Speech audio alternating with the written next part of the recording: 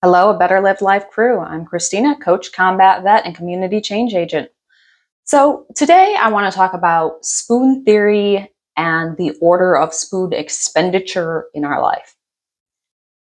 If you're not familiar with spoon theory, it's credited to blogger Christine Mezzarandino and her trying to explain what having lupus was like to somebody. But in summary, it's basically the idea that if you have a condition, you may not match the energy that it takes other people to complete a task. So, for example, with ADHD, it may cost a typical person, neurotypical person, 1 spoon to get up and start a task. But with ADHD, it could cost us 2 to 3 spoons to get up and start a task because it's just harder. Also, depending on your life, you may start with fewer spoons. You may just not have the same amount of energy, the same amount of focus required to get something done. So understanding how much energy you have or the amount of spoons and where you are in life can make a big difference to how we allocate our resources. So generally speaking in life, if you have ADHD, we prioritize things in a certain way. So I just kind of wanted to run through to help people think through things in their life and maybe where they are. So first and foremost, physical survival. If you're in a situation where your physical survival is at risk, of course, your spoon should be spent there first. Now, if ADHD is your primary diagnosis, this is simple and typically doesn't require a lot of physical effort once it's set up. We eat, we sleep. If you have other major health conditions or mental health conditions, this could be more complicated and require additional planning. After physical survival, we start talking general survival. This category can get long, which is why basic survival can feel so exhausting. I grew up poor. There is no well-off relative who could pay my bills. For me, this means my job and income, this is my need. My spoons are spent on work. On crazy busy weeks, I will table just about everything else in my life to focus on work. No cleaning, no cooking. If I only have spoons for work, spoons only get spent on work.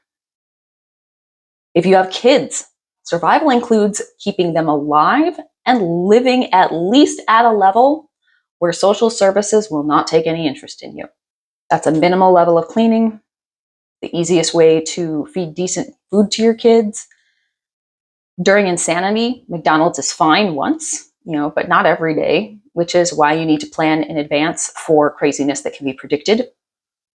Now, of course, this doesn't apply if we're back in physical survival mode.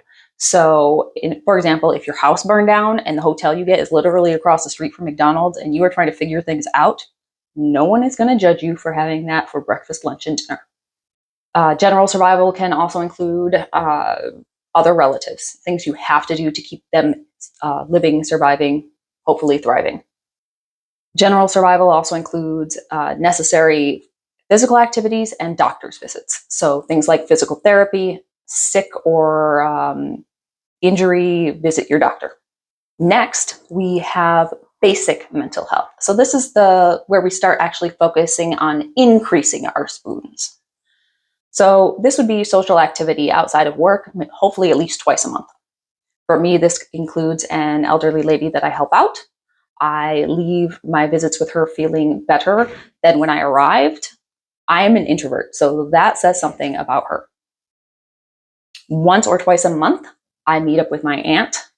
I try to talk to my mom, stepfather, and brother at least once a month, and occasional random fun things like a festival in the summer.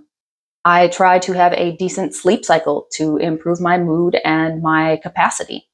This is where we put in the effort to improve our sleep, which in turn improves our mental health. Some physical activity improves the blood flow to the brain. It produces feel-good hormones, and it helps us to clear our thoughts. And this is also the phase where we start getting our finances in order. Life is a lot less stressful, and it is easier to think when we know that next month's bills are set aside, or at least we can cover some small emergencies. If a tire blows, we're still going to get to work. From here, we move to advanced mental health. This is where we start trying to focus on really getting good sleep. We prioritize sleep over other things. We get more spoons coming in. This is where we also start investing in hobbies and life-giving activities. This could be fun things, volunteering, pretty much anything that isn't an obligation and gives life instead of taking it. Therapy. This is where therapy typically falls unless you have it in category 1 because of other issues. But if you can get through therapy, it can impact your daily living. It can help you just to be happier during the day, to get more done, and to not feel so tired all the time. This is also where we're going to start engaging in advanced socializing. So this is where we could join groups, teams, classes, or maybe even host events. This is also where we start intentional, regular exercise. This is how we build the biggest pile of spoons to increase our energy. We improve the overall quality and length of our life. We also start engaging in advanced financial planning for the future. This is where we really focus on getting rid of debts. We build an emergency fund. We start a retirement fund, or at least start focusing really on where it is and what we're doing with it. This is also where we're going to consider more things like career, financial, health, and happiness goals, our long-term activities, our long-term desires in life.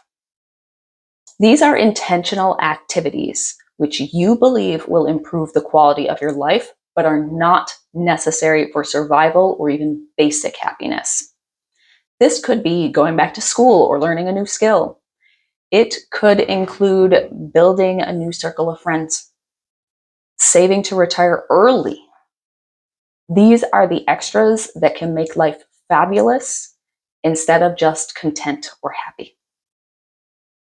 So I know this was kind of a strange video, but sometimes it's good to remind ourselves that we need to pick and choose what we are going to confront in life.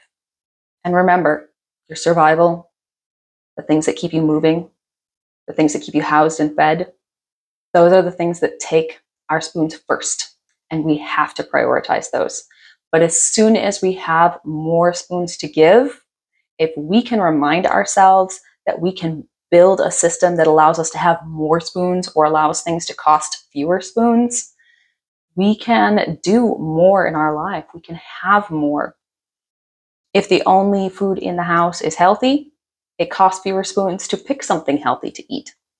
If we already know that we have a health condition and we need to be doing our physical therapy exercises, investing the energy into that reduces pain. Everything costs more spoons when we are in pain. If we have not slept well and we are just off out to the left field, it's going to be a lot harder to do our job, to focus on our kids, to be a good friend or relative. So remembering to invest the energy where it will do us the most good, where it will make us the happiest, where it will help us with our long-term goals, that can make all the difference. Now, go forth and do great things.